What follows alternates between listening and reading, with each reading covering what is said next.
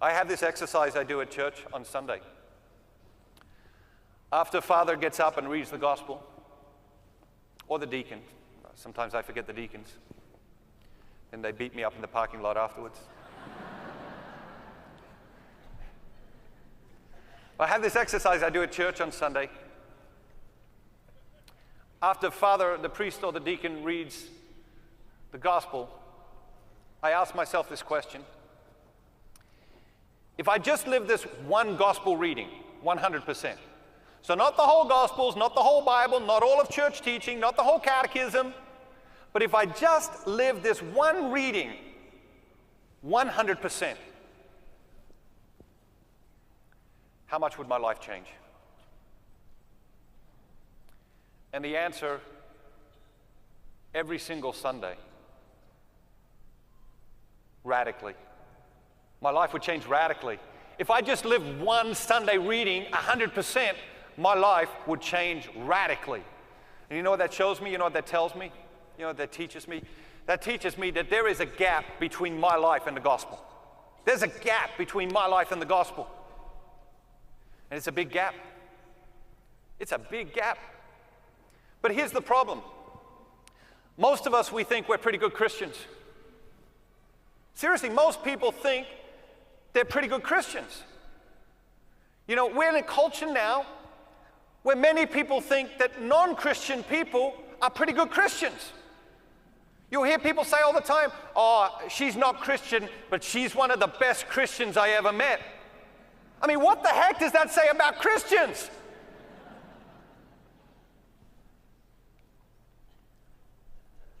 "84% of Americans believe they are excellent drivers."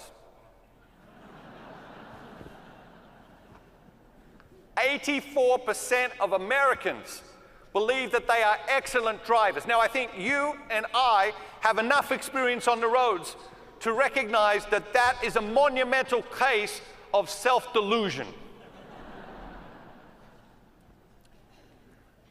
But we do the same thing with our Christianity. Most people think they're pretty good Christians. Compared to what? Not compared to the gospel. Not compared to the life and teachings of Jesus Christ. Compared to what? Compared to how bad things are getting in our society?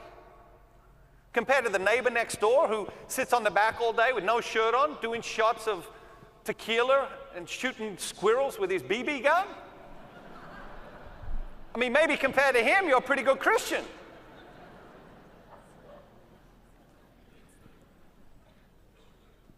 But compared to what? Because we tend to find a point of reference that suits ourselves.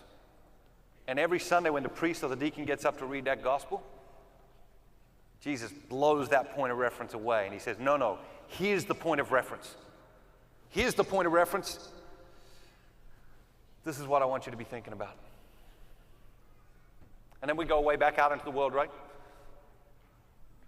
Trying to have our marriages work and trying to raise our kids in a responsible way and work on our careers and manage our personal finances and our health and well-being. And we've got all this stuff going on. And yet there's something inside of us that says, hold on a minute, you're missing something. And the something you're missing is really important.